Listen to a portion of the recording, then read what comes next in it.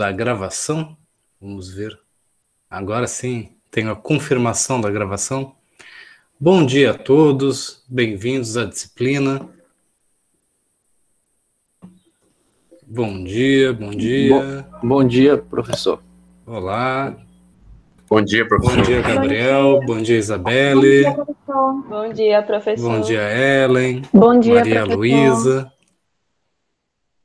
Legal, que bom ver vocês aqui. Bom ver vocês participando. Estou sentindo que existe um clima de otimismo, de expectativa em relação a esse semestre, a disciplina. Bom dia. Bastante gente participando hoje.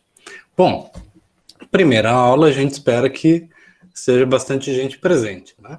E a partir das próximas aulas a gente vai ver como que vai ser a participação de vocês, se vocês vão preferir acompanhar, vão valorizar a presença síncrona, se vão utilizar bastante os meios da gravação.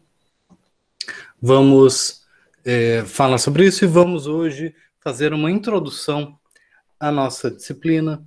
Vamos discutir alguns aspectos técnicos do nosso curso, alguns aspectos relacionados à nossa metodologia de trabalho, à avaliação, às nossas aulas, aos materiais e tudo isso, tá? Vou colocar para vocês aqui uma imagem para a gente ir acompanhando.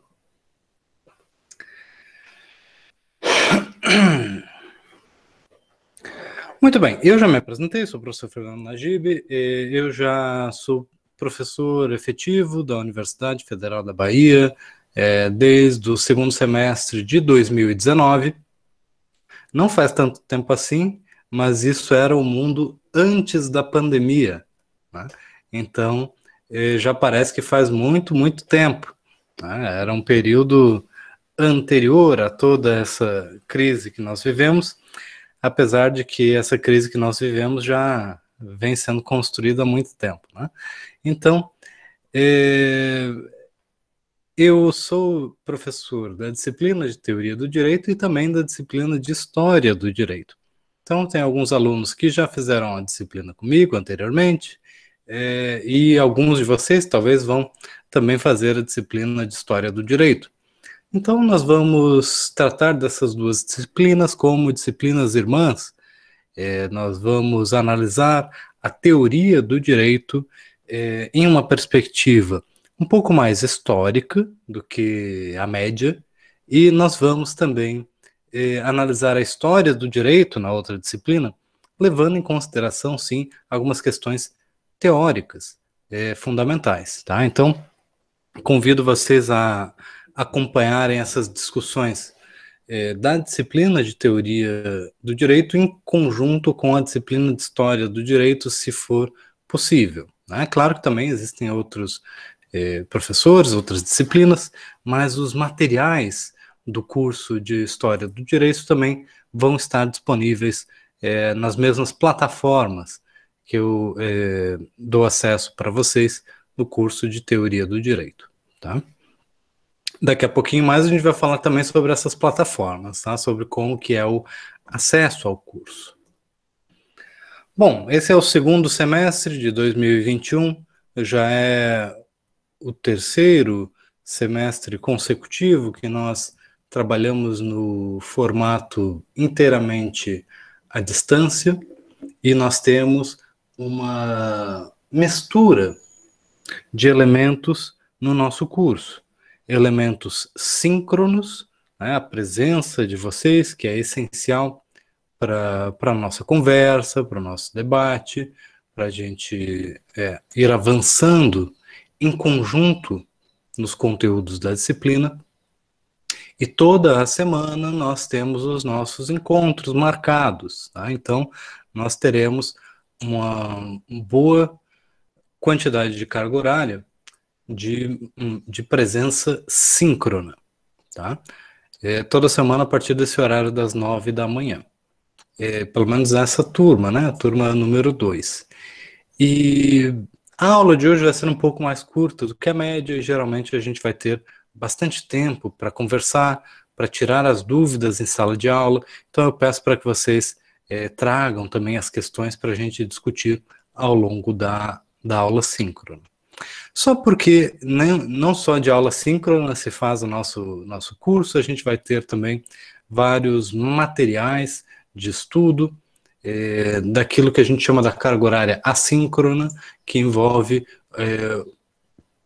o uso de vocês, né, por vocês, dos materiais como vídeos, que podem ser cursos, palestras, documentários, várias coisas boas que eu vou disponibilizar para vocês, além dos materiais textuais, né, artigos científicos, capítulos de livros selecionados, e também um dos elementos agora que complementam os nossos estudos cada vez mais, os podcasts. Tá? Então, a gente tem hoje já muitas opções de programas de áudio para estudar teoria do direito.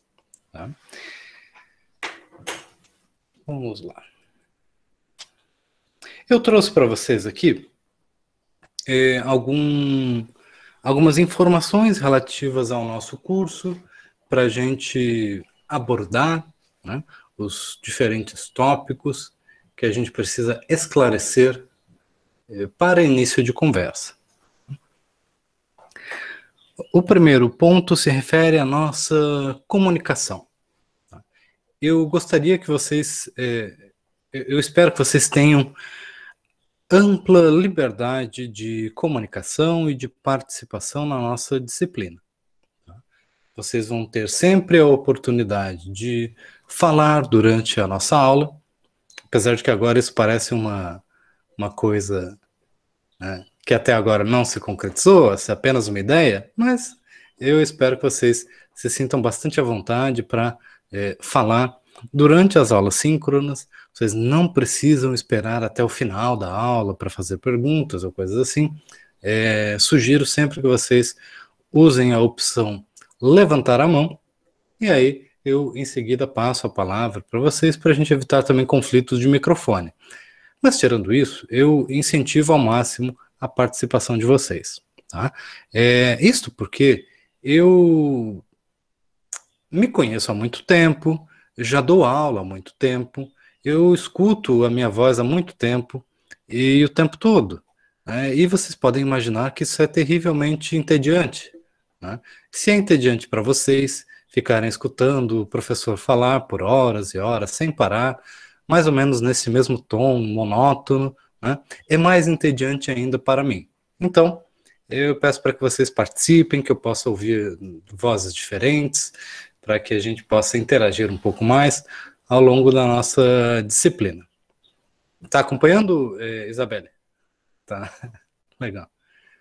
Gabriel, Sofia, bacana. Então, nós temos a página do nosso curso, que por enquanto vocês não conseguem ver muita coisa ali. Eu coloquei, tem vários tópicos, mas que estão ocultos para os alunos, então vocês ainda não sabem exatamente o que esperar do nosso curso. Mas nós temos a nossa página no Moodle e ela vai ser organizada por tópicos semanais. Tá? Toda semana nós vamos ter um tópico com o link para a nossa reunião síncrona, com os materiais relacionados à disciplina naquela semana, um material de leitura obrigatória, um material de leitura suplementar, um material complementar, e eventualmente também algum link para um conteúdo extra. Tá? Nós também vamos ter uma aba no final da nossa página, sempre com conteúdos extras para vocês. Eu vou preparar uma lista de programas, documentários, vídeos, para que vocês possam nunca ficar assim, sem ter material de teoria do direito para estudar, ouvir ou coisa assim. Né? Eu sei que eu sei que é um problema muito comum entre os jovens hoje, né? As pessoas vão aos psicólogos, as pessoas me perguntam assim, professor, eu preciso ouvir alguma coisa, né, sobre teoria do direito, eu não aguento mais, né, eu estou sentindo muita falta.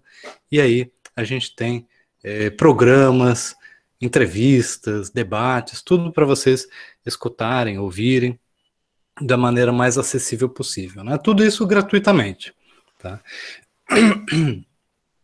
Além disto, eu também vou enfatizar aqui a importância de vocês participarem do fórum da nossa disciplina.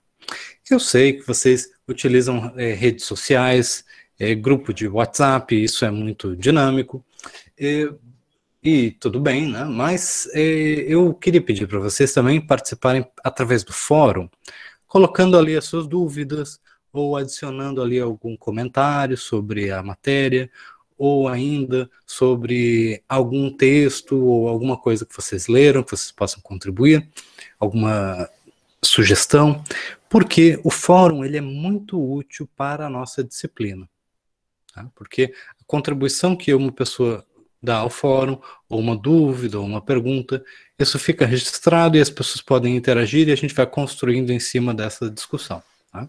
Então o fórum, ele geralmente é subutilizado, tá, pelos alunos, e também pelos professores, né? Não vou dizer que a gente não pode melhorar nesse aspecto. E a gente, seria muito bom que a gente aumentasse a nossa participação no fórum. Segundo ponto aqui da nossa lista é a nossa comunicação por e-mail. Tá? Vocês já têm acesso aí ao meu e-mail, né, institucional, e vai ser menos relevante do que parece a comunicação por e-mail, porque qualquer dúvida, questão, sugestão sobre a disciplina que vocês queiram me enviar por e-mail, é melhor que vocês mandem no fórum. É melhor que vocês mandem no fórum porque isso permite a participação de outras pessoas nessa conversa, isso permite a interação com os monitores, e isso permite um registro das dúvidas, das discussões sobre a disciplina na própria página da disciplina. O segundo ponto é, claro, vocês têm a liberdade de me enviar e-mails, mas eu raramente respondo os e-mails dentro da expectativa de tempo de resposta da maioria das pessoas hoje em dia. Aliás, isso uma regra informal que eu criei para mim mesmo, que é eu não respondo e-mails antes de 24 horas, né, porque, afinal de contas, nada que é realmente urgente, nada que é urgente é tão urgente assim. O nosso curso vai estar bem planejado, vocês vão ter prazos longos para entregar as atividades, as avaliações. Então, raramente vai surgir uma situação emergencial em que vocês precisam assim de uma resposta imediata do professor. Então, para isso existem as outras vias de contato, tá? Na página do curso e através dos monitores. Nós temos dois monitores para 3 turmas, 2 disciplinas, então vocês vão ter bastante acesso, eles vão se apresentar ao longo dessa semana no fórum, tá?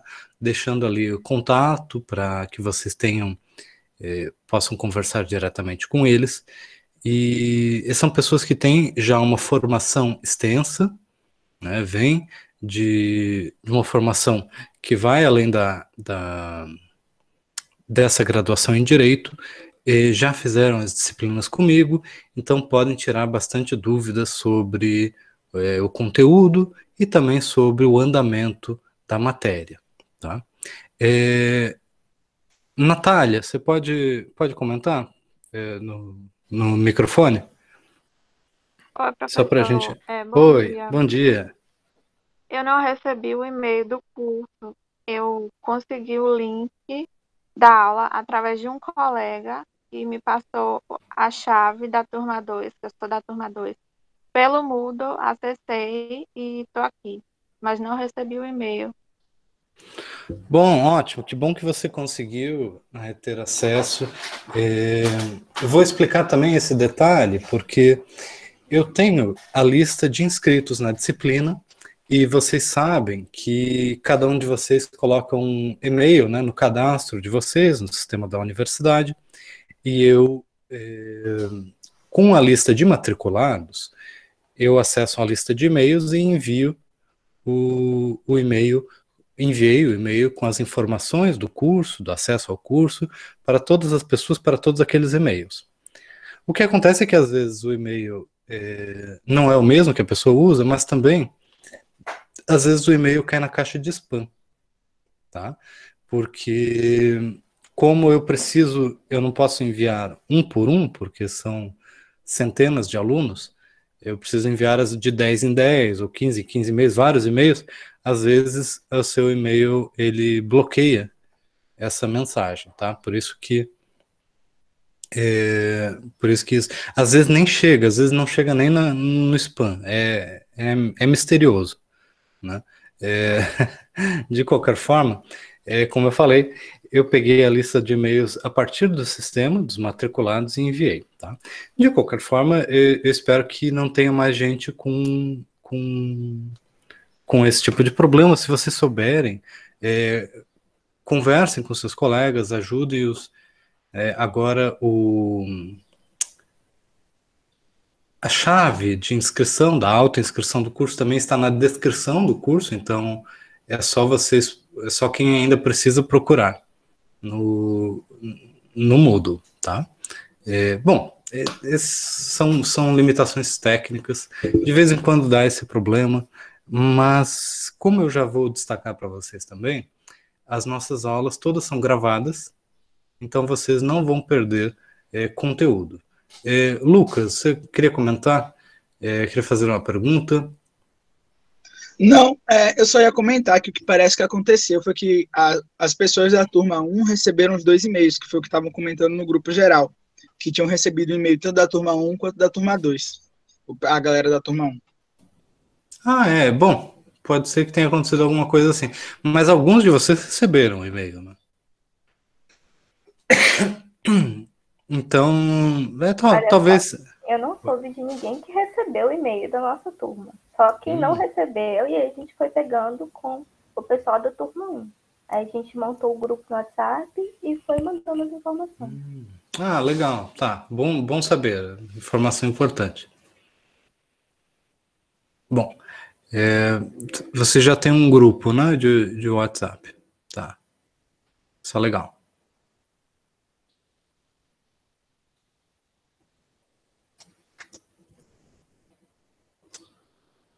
Ok. Vamos, então, retomar a nossa lista de assuntos, tá?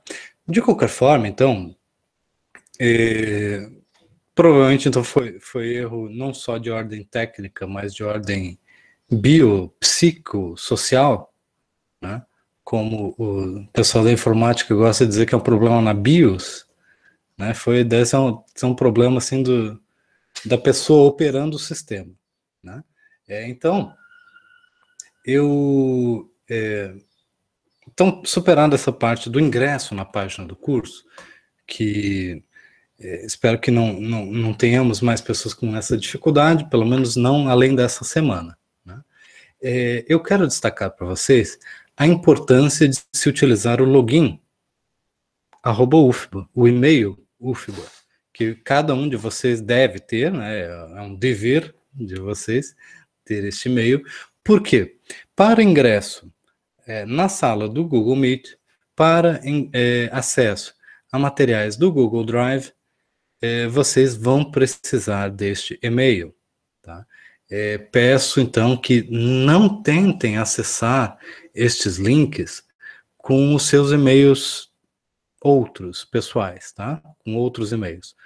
Porque eu fico recebendo uma enxurrada de pedidos de autorização de acesso, e nessa aula eu aceitei, mas depois eu vou negar todos, e não se sintam ofendidos pessoalmente, né, negados no seu direito de acessar as coisas, mas vocês têm que lembrar que o acesso vai ser sempre pelo e-mail UFBA, tá? Porque aí vocês não precisam pedir acesso para ninguém, vocês têm acesso direto, não precisam de autorização para isso. tá bom? É muito importante que vocês lembrem disso. Infelizmente, na interface, às vezes vocês têm que lembrar de ir no cantinho e alterar a conta, tá? Mas peço de novo para que vocês se atentem a isso, tá? Um outro ponto que eu preciso destacar para vocês é a necessidade de participação. Isto porque, durante os seminários pedagógicos, de preparação dos professores, uma das coisas que os especialistas mais destacaram, bem como outros colegas, professores e mesmo alunos destacaram, foi a demanda por uma maior interatividade. Esse é o elemento que a gente mais está sentindo falta, tá? Durante a pandemia, as pessoas estão mais carentes também, precisam de uma maior interação social, mas além disso, elas sentem falta, todos nós estamos sentindo falta, de uma interação pessoal maior no ambiente de aprendizagem. Isso aponta para o fato de que a universidade, ela não é simplesmente um curso em que você vai, faz aulas e tem acesso a materiais ou coisas assim. Ela possui uma dimensão social muito importante, uma dimensão interativa muito importante. Ao longo de uma graduação em Direito, que muitas vezes as pessoas vão encontrar uma pessoa que vai acabar se casando, ou vai formar uma sociedade de advogados, ou vai fazer parte de uma rede de contatos, de emprego, de colaboração. Então, a universidade, ela tem um papel muito grande na vida das pessoas, que vai além do mero acesso a conteúdos de conhecimento, conteúdos didáticos, tá? A gente vai buscar enfatizar também esse aspecto de construção do conhecimento no nosso curso. Então, para isso, a gente precisa de maior dedicação à participação. Quer dizer assim, cada um de vocês precisa pensar um pouco, não é o tempo todo, vocês não precisam ficar obcecados com isso, mas vocês precisam pensar assim, como que eu posso participar a mais? Tá? Porque todo mundo precisa participar mais, todo mundo está em déficit de participação. Então a gente precisa pensar assim, será que eu posso adicionar alguma coisa? Posso trazer uma questão? Posso trazer uma leitura? E se vocês pensarem sobre isso, vocês vão ter algo a contribuir e o curso vai ser mais produtivo, tá? Então, não tratem o nosso curso só como uma aula expositiva, tá? Até porque eu já falei isso, né? Já dei muita aula expositiva, o melhor mesmo vai ser a interação, a construção, uma reflexão em cima da exposição, tá? E isso só se faz com participação. Participação durante a aula e participação também no fórum, durante as semanas na nossa disciplina, tá? Só não quero participação de madrugada, final de semana, horários assim espúrios, aí não. Aí eu quero que vocês se desconectem, pelo menos do professor, né? Me deixem em paz. Mas, dentro do nosso horário de trabalho, às vezes eu faço uma piadinha para que a gente quebre um pouco a monotonia, né? Então não fiquem chocados, né, não fiquem chocados com o humor. Além disso, tá? Frequência. A gente não vai fazer um controle de frequência do modo tradicional, né? A chamada, a gente não vai perder 10 minutos fazendo chamada pessoa por pessoa, porém, é absolutamente fundamental a frequência nas aulas, tá?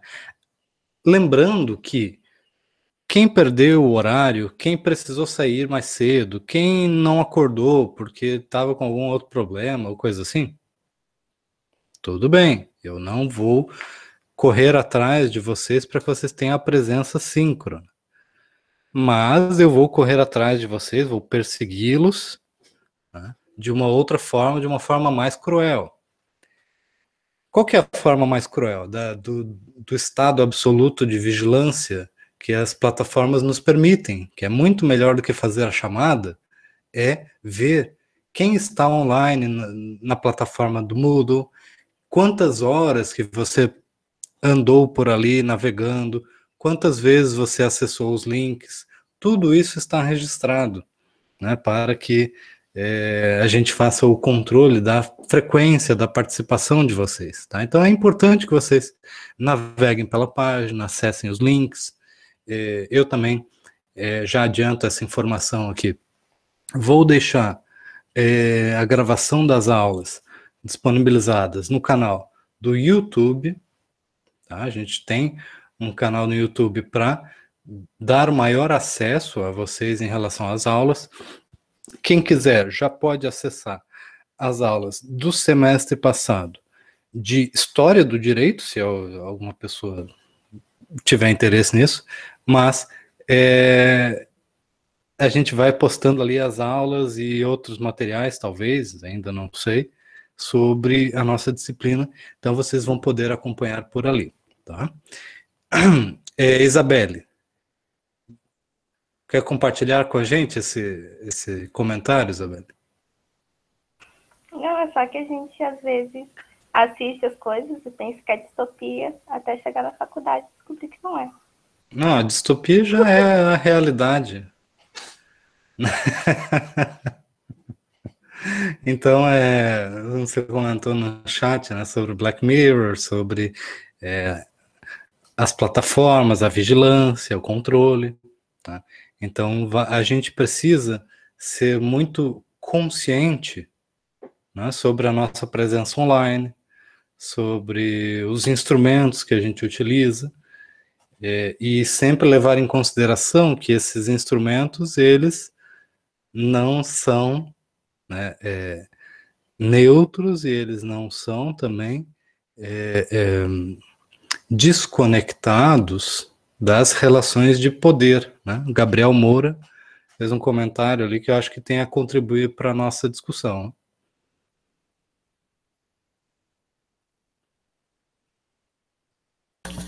É para eu falar, professor? Por favor. Não, quando o senhor falou de punir e vigiar, eu só lembrei de Foucault. Punir o corpo, no nosso caso a alma, né? A UFBA vai punir a gente com a alma, mas depois é só sucesso. Então, João Jorge também está comentando, especialização em Bentham, né?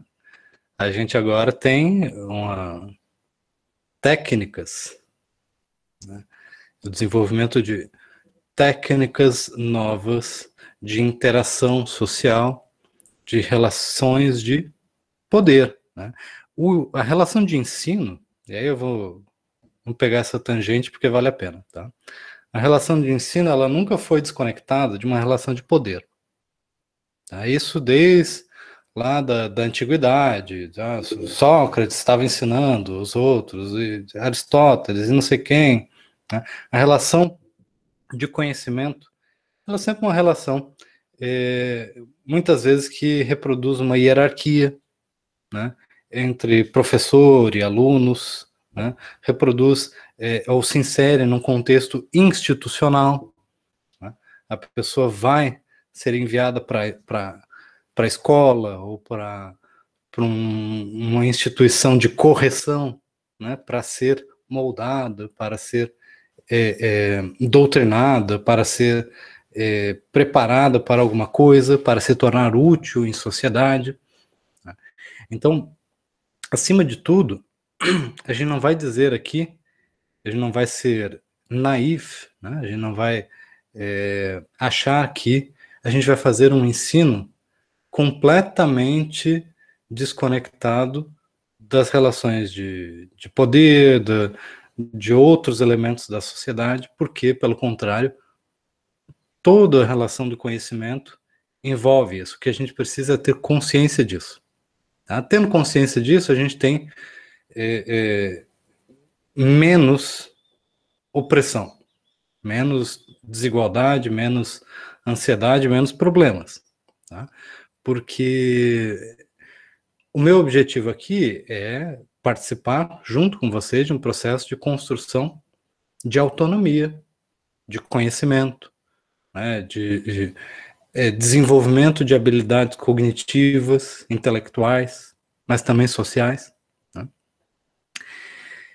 Só que a gente precisa fazer isso de uma maneira, como eu disse, consciente. Tá? O que tem em jogo também aqui é a formação de vocês. Né? São anos que vocês vão se dedicar ao estudo de uma graduação, que vai ou não contribuir para o sucesso, a sobrevivência econômica de vocês, da família de vocês, ou de várias outras pessoas. Né? E a gente está inserido num contexto em que o povo brasileiro, né, deliberou por muito tempo quando teve oportunidade, né, num momento constituinte, na participação democrática, sempre defendeu a criação de universidades públicas, de ampliação de acesso ao conhecimento no ensino superior. Né. Então nós temos todo um contexto institucional por detrás dessa aula que está acontecendo aqui. Né. Então a gente vai levar isso sempre em consideração. Tá? Então, encerrando essa tangente que se deu pela nossa discussão sobre Black Mirror e Foucault, né?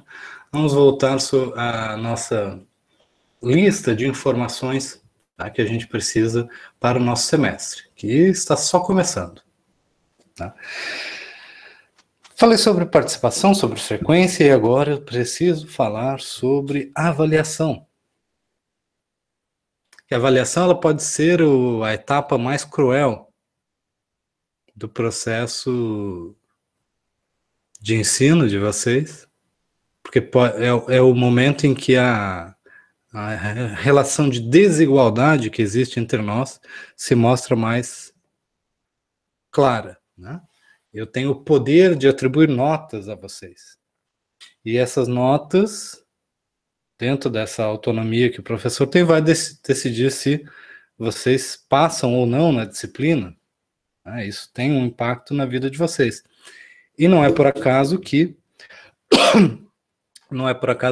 a maioria das perguntas e dúvidas numa relação tradicional de ensino geralmente estão associadas à avaliação, ao medo da prova, ou às dúvidas sobre quando que serão postadas as notas, ou coisas assim. Tá? Quero que a gente supere um pouco isso, não completamente, supere um pouco esse nervosismo em relação à avaliação. Tá? A avaliação é um processo necessário, até do ponto de vista legal, tá, para o nosso curso. Mas a gente... Lucas destacou aqui uma pergunta importante, né? Você pode compartilhar com a gente a questão, Lucas? Eu gostaria de saber se esse semestre já está contando para o CR, porque os outros 2 semestres EAD que tiveram não contaram, né? Aí eu queria saber se esse conta. Uhum. E o que é o CR? O coeficiente de rendimento das suas notas que você utiliza para pegar matérias posteriormente e tal. Licença, rapidinho. Pode falar. O outro contou. Ele só não contou as aprovações. Caso você não passasse, ele não contava as que você não foi aprovado. Mas todas as outras que você foi aprovado, ele contou tanto a carga horária quanto já fez a média. Entendi. É porque eu saí no meio do outro semestre, então por isso que talvez eu me passei nisso. Obrigado. Legal. Eu não tinha essa informação detalhada. Eu ouvi, eu tinha entendido que as reprovações não contariam, mas eu não tinha o detalhe sobre como seria calculada a nota, a aprovação, coisas assim, né? Então, é importante que vocês observem isso. Tá? Então, vejam, a avaliação, ela possui uma dimensão que tem consequências, né? Tem consequências para a vida de todo mundo. Tá? Então é muito importante que você... Medo, né? Julie já escreveu aí no chat, né? Medo. Então é muito importante que vocês levem a sério a avaliação. E mais ainda, é importante que vocês entreguem, tá? Entreguem a avaliação, os trabalhos que vocês façam, tá? Tô falando, parece uma coisa óbvia, né? Mas não é. Algumas pessoas não entregam, algumas pessoas desistem, por inúmeros motivos. E eventualmente existem motivos, ainda mais em tempos de pandemia, podem existir inúmeros motivos para ter problemas e tudo mais. Tá? Eu não vou fazer um julgamento moral através da avaliação, eu não vou avaliá-los de verdade. Tá? Essa é uma informação importante. Eu não vou... eu estou olhando aqui o chat, né? A imagem de vocês. Não vou olhar para a Isabelle, eu vou dizer, a Isabelle, ela é nota 9,5. Não. Tá? Eu não vou avaliá-los de forma completa, tá? Não. Vocês não estarão sendo avaliados. Eu só vou avaliar trabalhos. Por isso que os trabalhos precisam ser entregues. Tá? E eu vou analisar os trabalhos pelas regras e pelos méritos que definem a qualidade do trabalho e não de vocês. Então, eu digo isso porque às vezes a pessoa acha que a nota é ela, tanto para o bem quanto para o mal. A pessoa fala, eu tirei uma nota boa, então eu sou ótimo, tal, sei tudo. Ou o contrário, né? Se depara com uma nota ruim e acha que aquilo a define pessoalmente, né? Então não. Vocês vão... Isso precisa ser mais enfatizado, tá? São trabalhos que serão avaliados. Agora, quais trabalhos? Aí nós vamos chegar na parte mais interessante, tá? Quais vão ser as nossas avaliações? Nós teremos 2 tipos diferentes de avaliação, não são tão diferentes assim, mas um é mais tradicional, que vocês já estão mais acostumados e não há não vai haver tanta dúvida sobre isso. Eu vou formular para vocês um ou mais questionários. Questões dissertativas que terão as suas respostas todas localizadas a partir da compreensão de vocês dos textos da disciplina. Tá? Então não é baseado em opinião e não é baseado de forma genérica naquilo que o professor falou durante a aula. Não. Eu falo um monte de coisas durante a aula. Mas vocês, voltando aqui, para avançar no conteúdo, para avançar nos estudos de forma autônoma, vocês não podem depender do que o professor falou. Tá? Vocês têm que ler os textos e, a partir da compreensão de vocês dos textos, ser capazes de desenvolver, né, os seus próprios textos com uma abordagem completa. Tá? Então, os questionários são perguntas dissertativas que são disponibilizadas na plataforma com antecedência, com um bom prazo. Todos vocês devem abrir as questões, olhar as questões, copiar as questões e ir nos textos buscando o conteúdo para estabelecer as respostas. Não dá para fazer em meia hora. Não dá para fazer bem em 1 hora.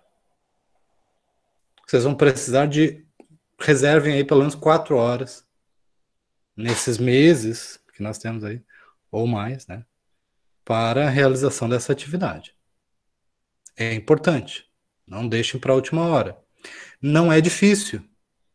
Não é difícil. Ler um texto e encontrar ali as respostas, problematizar o texto, escrever dissertar sobre o conteúdo. Não é difícil. Mas dá trabalho. Por isso chama trabalho. Não é só por isso que chama trabalho, porque existem outros trabalhos que não dão trabalho, mas esse dá. Então, lembre-se que vocês vão precisar de dedicar tempo a isso. Rafaela já fez a disciplina de História do Direito?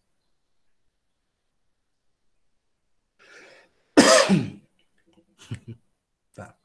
Então sabe que os questionários demandam tempo, mas não é difícil fazer, só demanda tempo. Tá?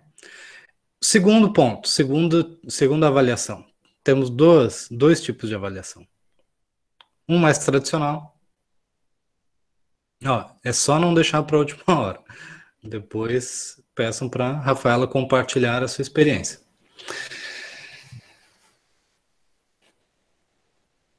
Quer comentar agora? Já que a gente está enfatizando a participação, o Lucas, pode falar. Eu quero. Professor, esse trabalho aí que você falou que demanda 4 horas, mais ou menos, ele é único ou são vários desses trabalhos que demandarão 4 horas? Teve 2, não foi, no semestre passado, em História do Direito. Lucas, foi bem tranquilo. Se tu acompanhar a aula, os textos, é muito fácil mesmo. Só que tem que contextualizar, né? Fazer uma coisa bonitinha assim. Eu achei tranquilo, porque eu tô pegando de novo aqui o professor. Eu amei a matéria. Espero amar também de novo. Então é isso aí. Sorte, né, gente? Boa sorte. Aí você tá tranquilo. Então, vejam. Não é o nível de dificuldade que é importante para a gente. Até porque a maioria das coisas, assim, depois de alguns anos, isso não vai ficar marcado na formação de vocês. O importante é o tempo que vocês dedicam à leitura, ao pensamento, à reflexão e à redação dos textos. É isso que vai contribuir para a formação de vocês. Não é o grau de dificuldade da coisa. Tá? Às vezes levantar um peso bem pesado é muito difícil. Você faz isso uma vez e não faz mais nenhum exercício físico, isso não contribui em nada para a sua saúde. Você precisa fazer isso por mais tempo, sistematicamente, mesmo que seja mais fácil. Tá? Bom, segunda avaliação. Eu não respondi a sua pergunta, né, Lucas? No semestre passado eu tinha feito de 2 a 3. Agora vai ter pelo menos 1 ou 2, dependendo de como for o andamento da disciplina. Tá? Provavelmente 2. Mas nós temos uma outra avaliação que é a mais interessante. Tá? Não sei se vocês conseguem ler ou se está invertida a minha imagem. O que está escrito aqui? Vocês conseguem acompanhar? Dicionário de Teoria e Filosofia do Direito. Isso é um exemplo do tipo de material que eu quero que vocês consultem. Tá? Dicionário de Teoria e de Filosofia do Direito. Ou Dicionário de Política. Ou Dicionário de Filosofia. Ou Dicionário de qualquer coisa, vai. Desde que não seja da língua portuguesa. Pode ser da língua portuguesa também. Eu sei que às vezes agora já não está mais tão comum essa interação com o dicionário. Dicionários são obras de referência no mundo acadêmico. Tá? Dicionários são obras importantes para serem utilizadas como ponto de partida para estudos em uma determinada área. As enciclopédias têm esse mesmo papel. Quando vocês se deparam com um assunto novo, é muito comum e é muito relevante procurar na Wikipédia, por exemplo, um texto básico sobre aquele assunto ou uma explanação geral sobre aquele assunto e depois aprofundar aquela leitura a partir dos autores que você está conhecendo, a partir de artigos, a partir de capítulos de livro e assim por diante. São materiais que a gente vai utilizar na nossa matéria. Por que eu estou destacando os dicionários? Porque, além deles serem uma obra relevante para o estudo de vocês, nós vamos fazer um dicionário ao longo dessa disciplina. essa que vai ser a grande mudança de perspectiva para a gente. Ele não vai mais só estudar, só absorver conhecimento, a gente vai produzir conhecimento. Tá? Como assim? Cada equipe, prestem bem atenção no que eu vou falar, uma equipe pode ser formada por uma pessoa, por 2 pessoas ou por 3 pessoas. Tá? Só tem essas 3 opções. Pode ser individual, pode ser em duplo, pode ser em trio. Isso significa que não pode ser em 4 pessoas. Não pode ser em 5 pessoas. Tem 1, 2 ou 3 opções. Tá? Professor, às vezes parece meio besta, né, falando isso, mas eu sei que ao longo da minha história, eu sei que às vezes a gente fala e as pessoas perguntam, mesmo assim, né? Eu digo, pode ser até 3, mas pode ser em 4? Não. Então eu falo sempre as coisas 3 vezes, para garantir que as pessoas vão acompanhar. Quem é que levantou a mão? Pode falar. Foi eu, professor. Quantas vezes a gente já ouviu, né, dentro da própria sala de aula presencial? Professor, eu sei que é dupla, mas pode ser dupla de 3? Exato, exato. E tudo bem, né? Isso faz parte da vida em sociedade, esse tipo de questionamento, mas é uma coisa que vocês têm que se acostumar, né? A fazer uma leitura de normas. A gente vai falar sobre normas esse semestre, né? E sobre redação, e sobre como que a gente transmite uma norma. Eu estou tentando estabelecer uma norma que eu acho que essa pelo menos está bem clara, né?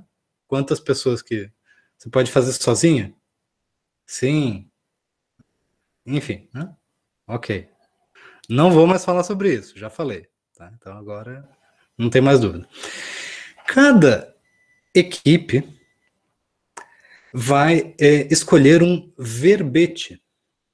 O que é um verbete? Pode ser uma palavra, pode ser uma expressão idiomática, pode ser o nome de uma pessoa também, tá? Verbete. E fazer uma descrição desse verbete e uma contextualização desse verbete na teoria do direito. Tá? Alguém tem algum exemplo de um verbete presente em um dicionário? Pode ser dicionário de filosofia, dicionário de história, sociologia.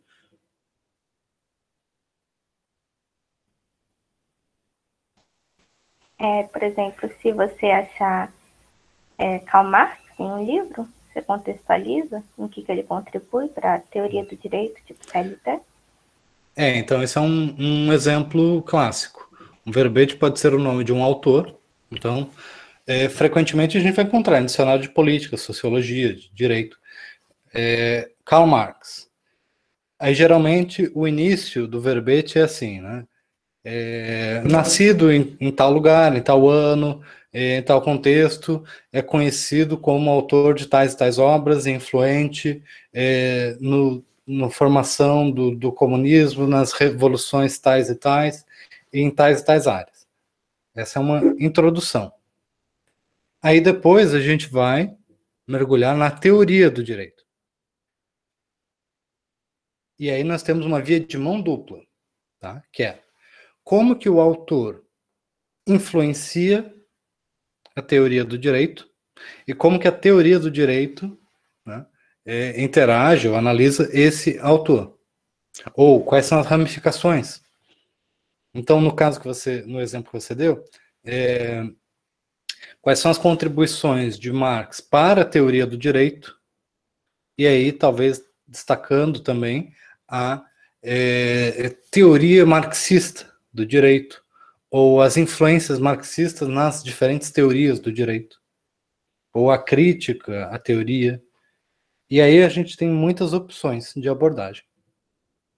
Então, de uma palavra, de uma expressão ou de um nome, a gente tem uma definição mais geral e depois tem um desenvolvimento daquela palavra, daquele contexto, daquele autor, na teoria do direito.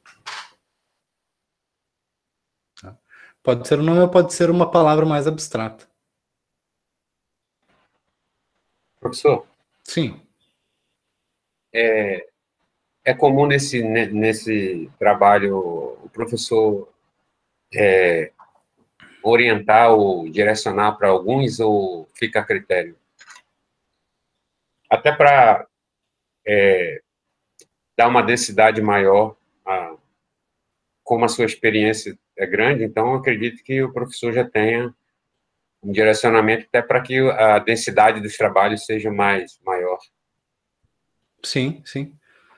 Então aqui nós vamos enfrentar de novo a questão da nossa relação, né, no processo de construção do conhecimento.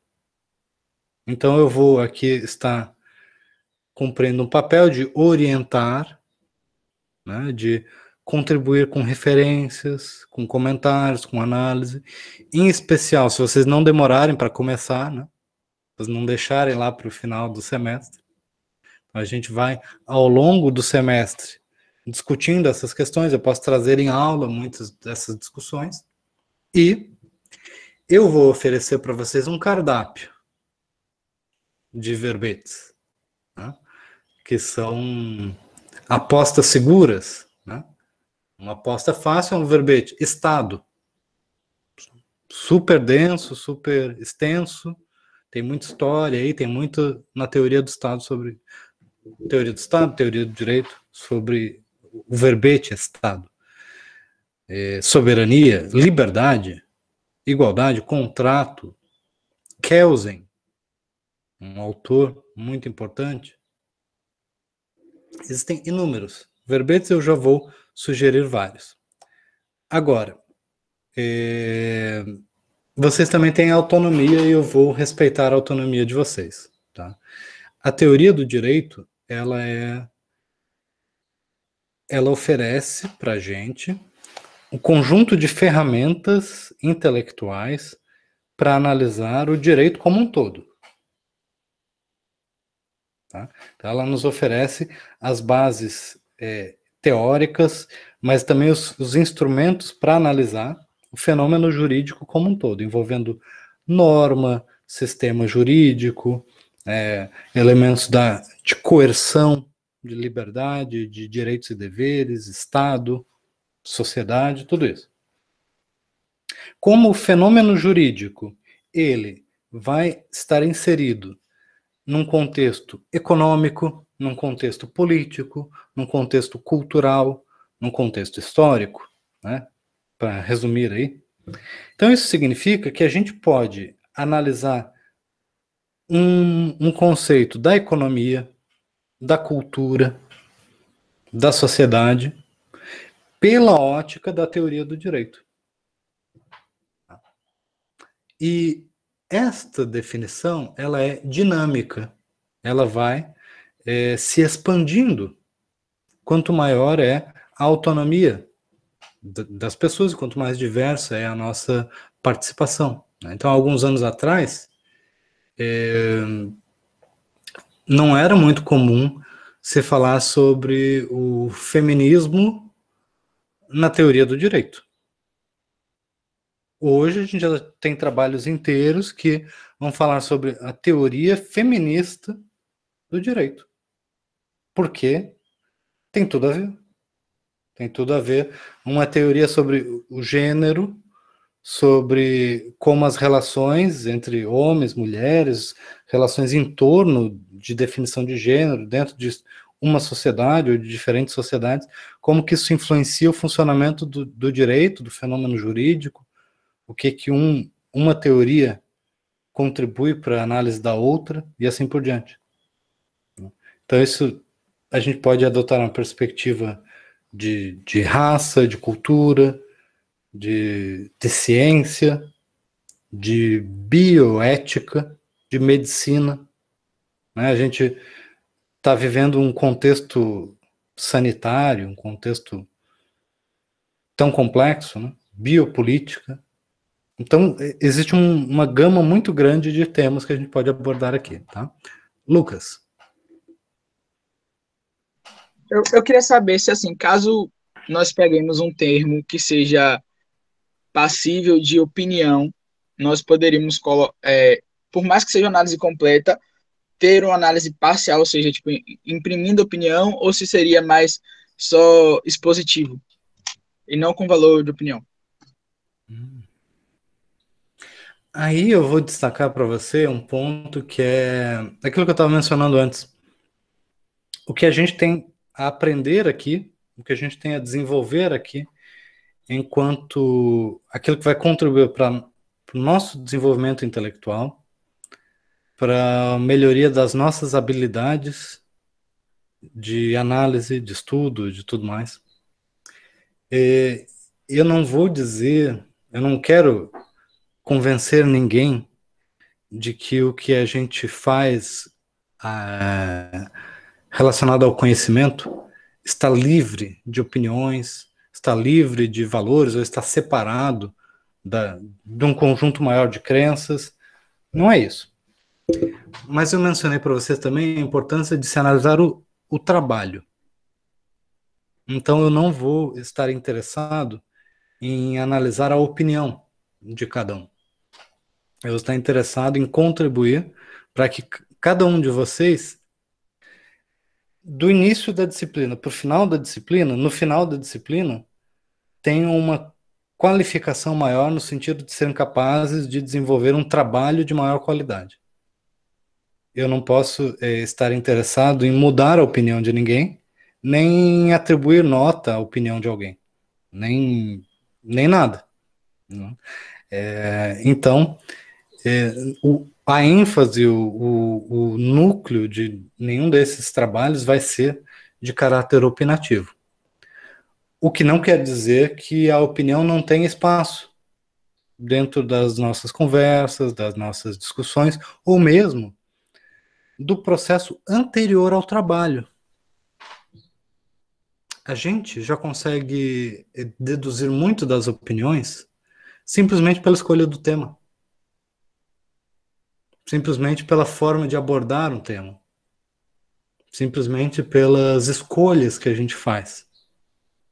Né? Se eu estou falando aqui sobre a autonomia de vocês, isso é uma técnica pedagógica, é um instrumento didático. Mas não está desassociado da opinião que eu tenho sobre como deve ser tratado o ser humano de maneira geral. Só porque eu não vou ficar aqui dissertando para vocês sobre como que o ser humano deveria ser tratado aqui ou ali, porque não é essa a nossa relação agora, né, de construção do conhecimento dentro de um contexto da teoria do direito. Ficou claro? É uma resposta bem ampla. Ficou assim. Quem mais que está na fila? Miroslav, Isabelle, quem mais? Pode falar. Bom dia, professor. Eu queria saber se é possível destinar a construção desse dicionário para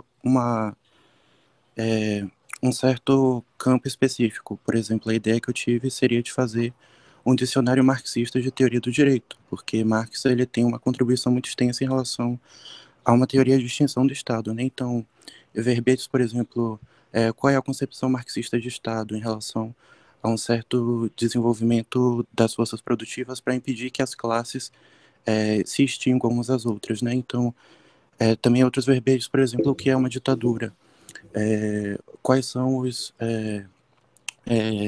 regimes autoritários em relação à crise do capital para retomar, né, o processo de acumulação de capital. Então, o que é fascismo, o que é bonapartismo? Então, seria possível direcionar o dicionário para um certo campo?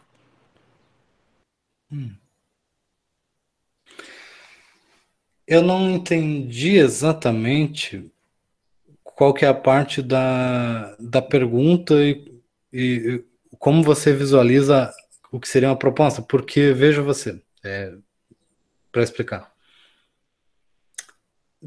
Dá trabalho fazer um verbete. Né? Eu quero que vocês se dediquem a isso. Eu quero que vocês façam um bom verbete. Tá? Um verbete que tenha densidade teórica. Tá? Então, nesse contexto, existe muito espaço para você aprofundar uma análise marxista dentro de um verbete, se você escolher bem o verbete. Temos várias opções. Você pode pegar um verbete comum, por exemplo, Estado, e dentre as diferentes perspectivas do Estado, apresentando a pluralidade de perspectivas, aprofundar a perspectiva marxista. Ou então dizer assim, eu só vou analisar a perspectiva marxista do Estado. E daí seria assim, Estado, o verbete, e daí, entre parênteses, perspectiva marxista. Porque aí a gente está focando em uma delimitação teórica. Isso é possível. Agora, melhor do que isso, seria você pegar um conceito que lhe permita aprofundar a definição desse autor. Então você pega o conceito de classe.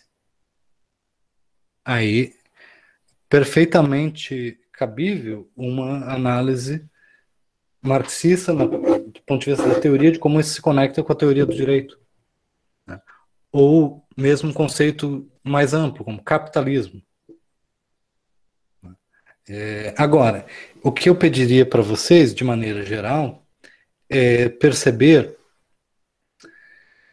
que a disciplina teoria do direito, isso eu ainda não expliquei os porquês, né?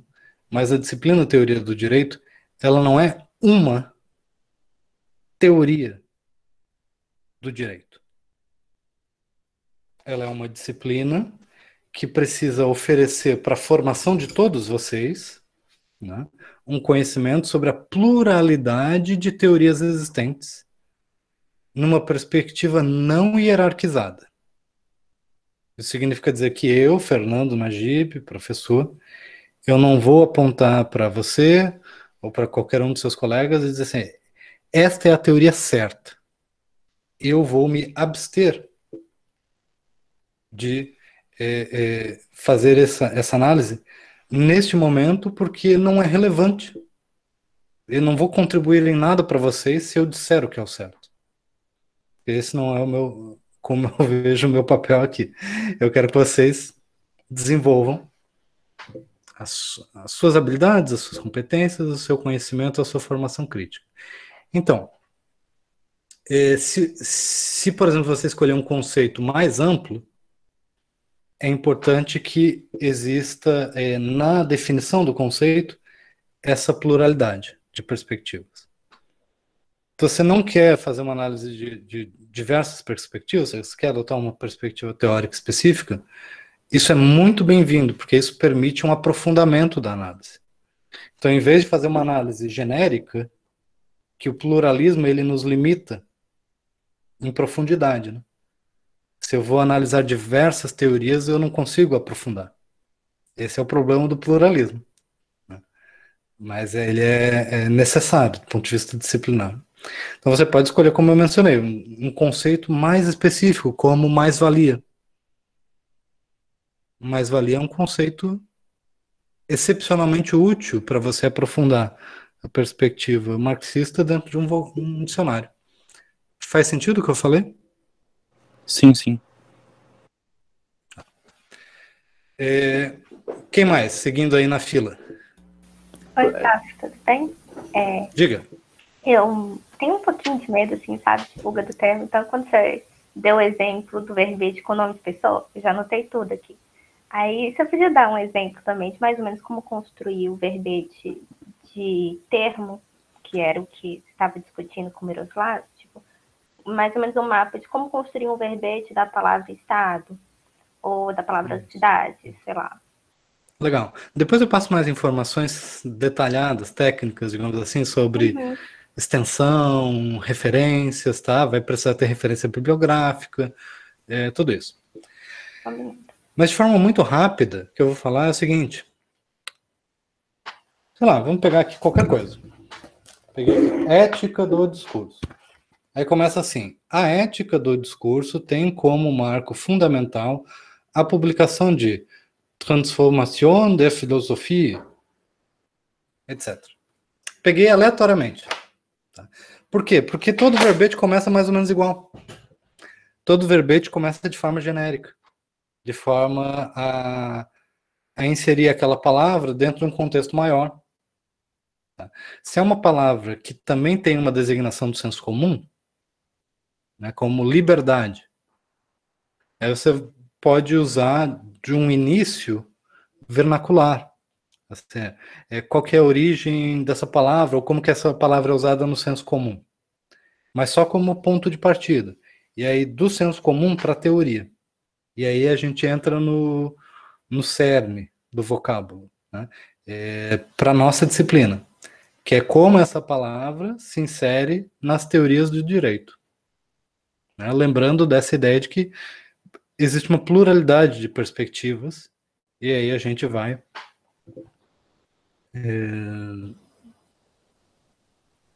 vocês podem analisar diferentes autores, ou vocês podem aí escolher um pouco mais.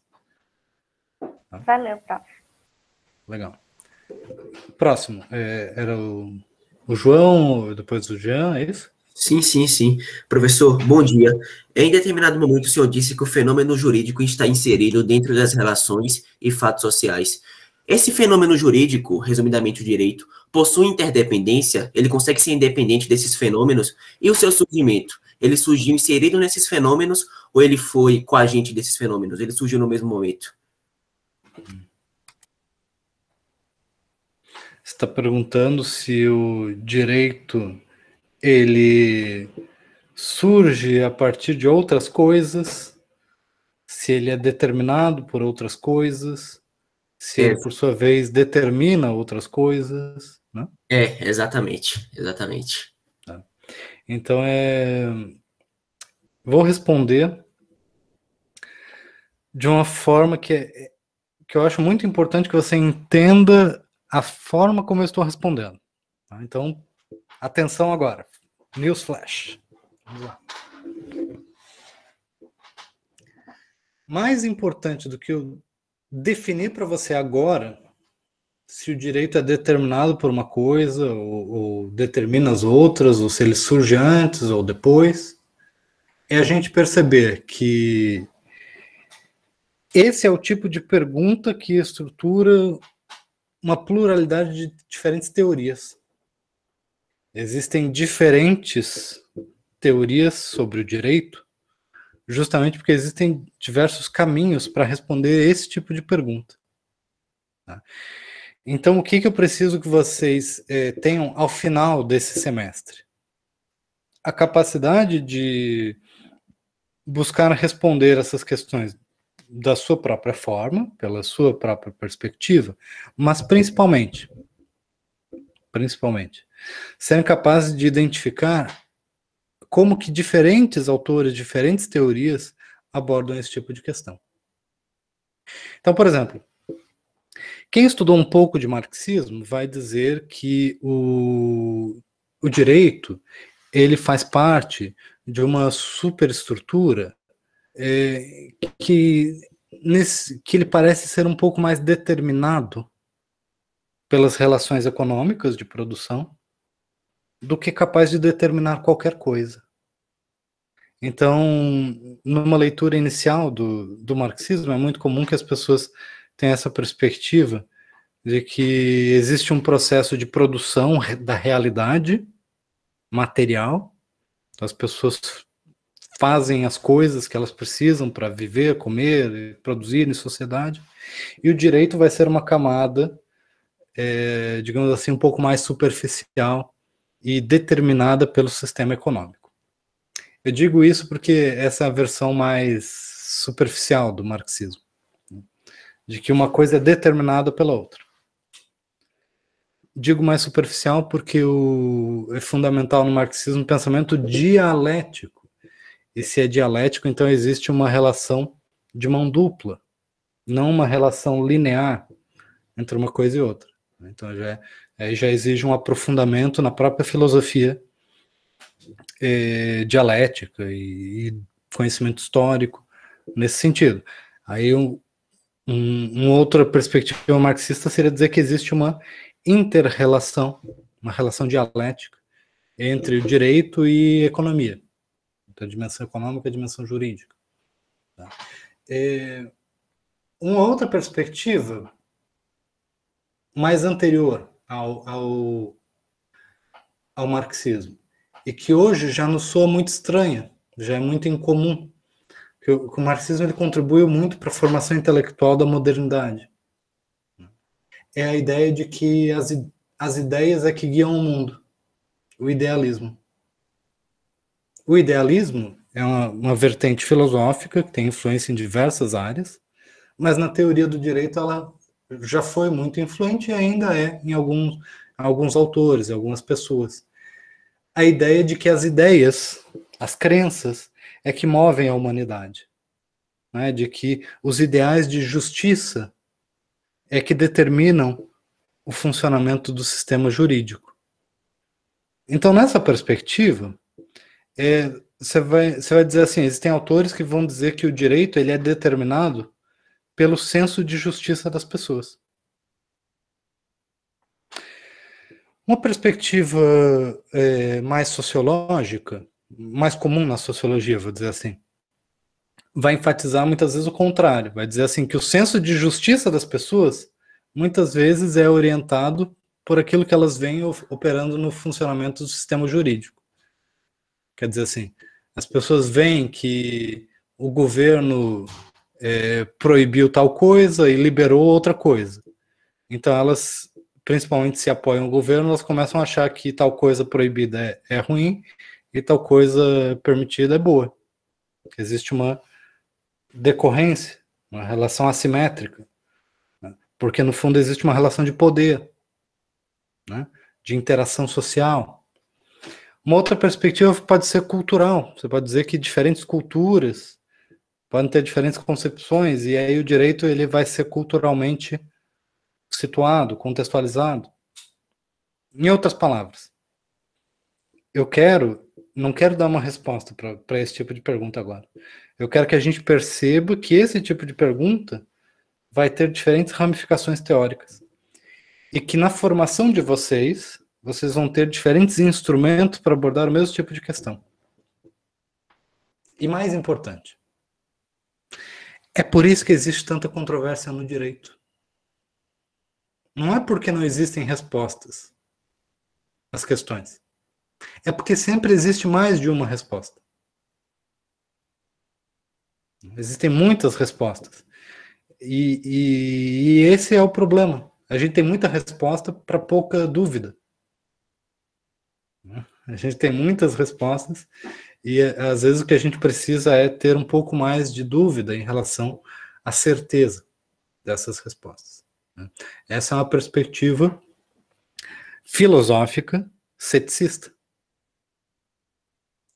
Então, cada posição que eu estou falando, em cada parte dessas respostas, é, na verdade, uma perspectiva filosófica diferente.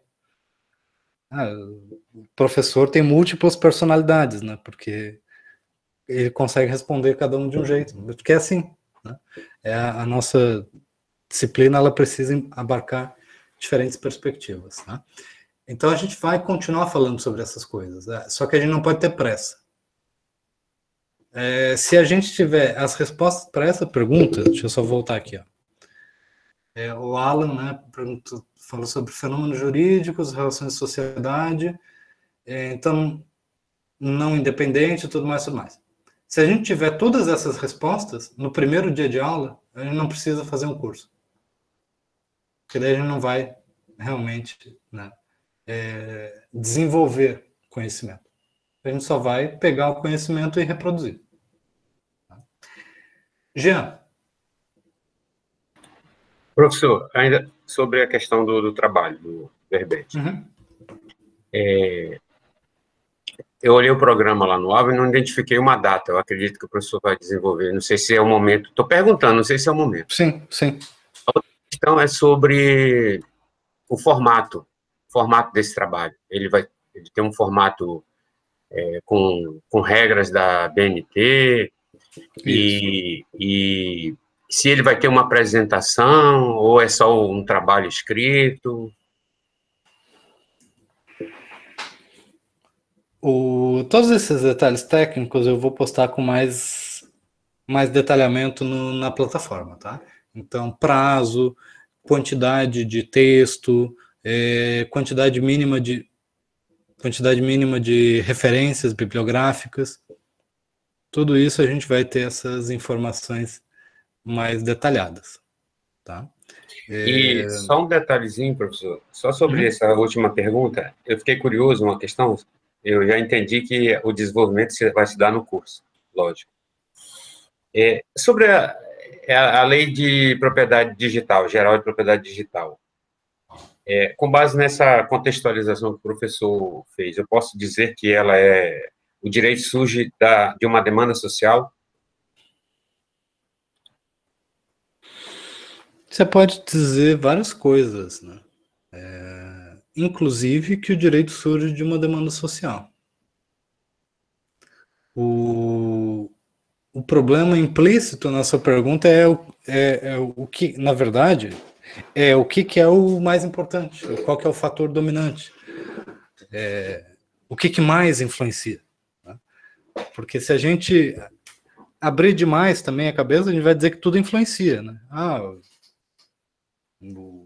Economia, política, cultura, não sei o quê, daí você vai adicionando e aí você é tão plural que você não sabe o que influencia mais e o que influencia menos. E aí a gente vai precisar de instrumentos para avaliar. Por exemplo, existem leis, existem institutos jurídicos que claramente estão associados a lobby. E você consegue fazer uma análise política, uma análise sociológica. Por exemplo, assim, tal empresa literalmente deu uma quantidade tanta de dinheiro para um grupo X de pessoas e esse grupo foi lá e votou, incluiu uma emenda em uma lei e fez passar aquela lei que aí reverteu em um lucro 100 vezes maior do que a propina paga. Entendeu o que eu estou falando? Entendi. Isso envolve uma análise sociológica, política, econômica, de um processo legislativo concreto, específico. Eu posso dizer assim, tal lei tem tal lobby de tal empresa naquela bancada e eles estão fazendo a festa com dinheiro tal e tal. Né? Isso envolve jornalismo, isso envolve análise, tudo mais. Agora, isso já não é bem uma análise da teoria do direito. Porque a teoria do direito ela pode levar em consideração toda essa complexidade, mas não é a função da teoria do direito fazer essa análise. Porque essa análise vai ser feita com instrumentos que são estranhos aos instrumentos da teoria do direito. Então, o que eu estou destacando com isso? Eu estou dizendo assim, que a teoria do direito ela nos dá instrumentos intelectuais para lidar com o fenômeno jurídico, mas ela não nos dá todos os instrumentos. É para isso que existem outras disciplinas. Vocês vão ter sociologia do direito, vocês vão ter história do direito, vão ter outras perspectivas. Então a gente vai dar respostas sempre localizadas no contexto da disciplina. Por isso que eu vou sempre ter que colocar condições antes de qualquer resposta. E por isso que eu vou trazer as diferentes teorias. Vou dizer assim, de acordo com a perspectiva de tal teoria, é isso que a gente conclui. Mas isso não significa que a gente esgotou a compreensão do fenômeno. Faz sentido? Sim, faz, com certeza. Entendi. Tá? Então, a teoria do direito ela vai nos auxiliar muito a desenvolver a nossa capacidade de análise de textos jurídicos, análise da argumentação jurídica, da lógica. Ela é muito importante para essa parte de operacionalização intelectual do direito. Mas ela não vai esgotar, né, a análise do fenômeno jurídico. Por último, também falar, a Isabela comentou sobre PowerPoint, Word, o texto que vocês vão entregar vai ser um arquivo de texto, tá? Pode ser Word, né? Word é o programa. Então, um documento de texto. E aí depois a gente vai pegar todos esses verbetes e vai unificar. E a gente vai deixar disponível para vocês o dicionário feito pelas nossas turmas de teoria do direito.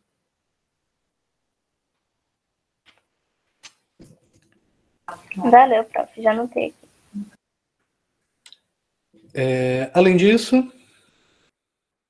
Ah, tá. Leonardo, pode comentar.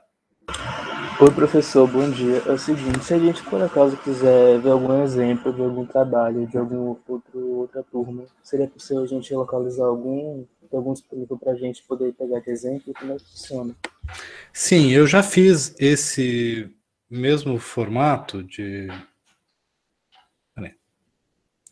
Eu já... Esse aqui não é... Esse aqui é um livro que eu peguei há um tempo atrás, só como referência mesmo, eu ganhei de um amigo. E estou usando aqui como exemplo, tá? Dicionário de Teoria e Filosofia do Direito. Mas existem diversos dicionários, existem diversas obras de referência que podem utilizar. Tá? Além disso, Peraí. Aconteceu de novo. Eu fui ler a pergunta do chat, aí eu me embaralhei com a questão. Você pode repetir a pergunta? Quem que fez a última pergunta? Oi. Desculpa. Compartilha de novo a sua pergunta com a gente. Eu queria saber se tem algum trabalho de alguma outra turma que já fez esse verbete e contextualizou. Tá. Isso, a gente isso. Poder Desculpa. ter uma base melhor, entendeu? Tá. Então, o que eu ia dizer? Eu já apliquei esse mesmo formato em outras disciplinas, em outras turmas, tá? De teoria política, de direito romano. Tá? Eu já lecionei direito romano na Universidade Federal do Paraná. Trabalhei lá por 2 anos. E lá a gente fez também um dicionário de termos específicos do direito romano, que foi muito, muito produtivo. Então, vocês vão... Eu posso compartilhar com vocês alguns desses exemplos, tá? Também já enviei alguns para os nossos monitores que vão participar também, auxiliando, né, guiando esse processo de elaboração. Tá? Legal. Então, para a gente concluindo, pode falar. Perdão, intromissão. Sim. Rapidinho. Um colega perguntou aqui, Alan, sobre se o idealismo vai de contraponto ao realismo jurídico, quando o senhor falou da questão de ideias movem o mundo e etc. Aí ele perguntou. A gente vai falar um pouco mais sobre idealismo e sobre realismo, tá? Só que a expressão realismo jurídico, ela tem um significado mais específico dentro das teorias do direito, enquanto que a palavra idealismo ela é bem mais ampla, porque ela envolve outras teorias que vão para além do direito. Existe o idealismo na história, a ideia de progresso moral da humanidade, por exemplo. Existem outras dimensões do idealismo, é uma expressão mais ampla. Enquanto que realismo jurídico é mais específico, como uma escola de análise do direito, né? Em especial nos Estados Unidos, né, em alguns outros países. Mas a gente vai falar um pouco mais para frente sobre isso, tá? Como o Miroslav comentou, o idealismo se contrapõe ao materialismo especificamente. Tá? Então, no século XIX, essa contraposição ela é muito clara. Tá? Entre idealismo e materialismo, no pensamento de Marx e de outros autores. Então, a gente retoma isso mais para frente. Tá? Como eu mencionei para vocês, a gente tem 3 pontos principais ao longo da nossa disciplina que a gente precisa tratar do ponto de vista da teoria do direito. Primeiro, alguns elementos gerais sobre o que diabos é uma teoria do direito. Por que não é filosofia? Por que não é só direito? A gente tem uma teoria do direito em vez de estudar direito. Por que a gente precisa de uma teoria? Né? O que teoria nos traz de útil? Qual que é a relação disso com ciência, de maneira geral? Existe uma ciência do direito, né? A gente fala o tempo todo de normas jurídicas, vocês vão estudar ao longo de toda a graduação normas jurídicas. Então, existe uma teoria das normas jurídicas, né? Como que elas operam, o que é um sistema jurídico, o que é um ordenamento. Então, essa é uma parte geral que a gente vai usar alguns autores, em especial Norberto Bobbio, que é um excelente filósofo, um excelente teórico, um excelente jurista, mas, acima de tudo, ele é um ótimo professor de direito. Os textos dele são muito, muito didáticos, muito bons para a nossa leitura. Tá? É um autor que eu recomendo para vocês em todas as áreas. Tá? Para toda a formação do direito. Às vezes os alunos perguntam assim, professor, esse livro é bom? E aí, assim, se é do Bobbio, é bom. Porque ele é um autor, assim, realmente... os livros são excelentes. E eu trago também Antônio Manuel Espanha, que é um jurista, teórico e também historiador do direito.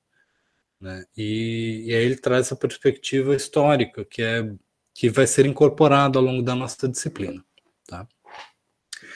No tocante às tradicionais teorias do direito, a gente vai se focar nesse semestre na nossa capacidade de identificação e de distinção de duas correntes fundamentais que se opõem, né, que são antagônicas, que são as teorias justnaturalistas, as teorias do direito natural, e as teorias justpositivistas, né, a teoria do direito positivo. Então a gente vai analisar os diversos justnaturalistas e ver o que há em comum nessa forma de se analisar o direito, nessa forma de se pensar o direito, quais são os seus principais postulados, os seus pressupostos, se existe o que resta do justnaturalismo hoje em dia, né? Onde é que a gente encontra esse direito na natureza, será que ele está no zoológico? E a gente vai também analisar a teoria pura do direito, que é a obra que tem a maior contribuição enquanto obra única, enquanto obra individual, é uma obra que tem uma contribuição muito grande para a formação da teoria do direito do século XX, especialmente no Brasil, tá? Uma obra extremamente influente. Então a gente vai analisar a obra de Kelsen, a gente vai ler esse autor com mais atenção, tá? Do que geralmente ele é lido. Até porque muita gente tem muita dificuldade de ler o Kelsen no original. Quer dizer, no original eu digo ler o próprio texto da teoria pura. E muita gente lê os autores citando Kelsen, mas às vezes lê Kelsen os alunos do primeiro ano, às vezes acham meio chato e tudo mais, porque é chato mesmo, ele escreve mal. Mas ele escreve de maneira precisa. Mas do ponto de vista literário, as frases de 10, 15 linhas, do ponto de vista literário, são muito ruins. Mas do ponto de vista teórico, é muito importante ler Kelsen e aumenta a nossa capacidade analítica, o nosso potencial de análise. Tá? Então, esses são os principais temas, os principais conteúdos, os principais autores que nós iremos abordar ao longo do nosso semestre.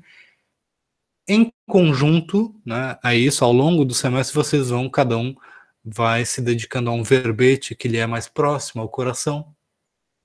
Né? E vamos trocando ideias sobre quais serão os temas, quais serão os assuntos abordados. Tá bom? Eu achei que a aula de hoje ia ser mais curta, porque é só a apresentação da disciplina, não tinha muitos conteúdos, mas com a participação de vocês, a gente teve uma discussão maior, eu acho que foi mais rica. Se eu tivesse só dando aquelas informações, teria sido uma meia hora mais chata. Agora nós tivemos uma hora mais interessante. Tá? Então eu agradeço a participação de vocês, peço para que vocês acompanhem a página do curso e também confiram o canal que eu deixei para vocês, que eu estou postando as matérias, tá? As matérias não, as aulas. Vou até compartilhar aqui. Esse é da minha conta mesmo, mas acho que eu tinha... Deixa eu ver se eu consigo publicar aqui. Ó, quem quiser, acompanhe ali o canal, vejam as postagens dos vídeos, tanto da disciplina de Teoria do Direito, quanto da disciplina de História do Direito. Tá bom, gente? Mais alguma dúvida? Mais alguma questão? Vou, então, encerrar a nossa gravação. Espero vê-los todos bem na semana que vem. Até, professor.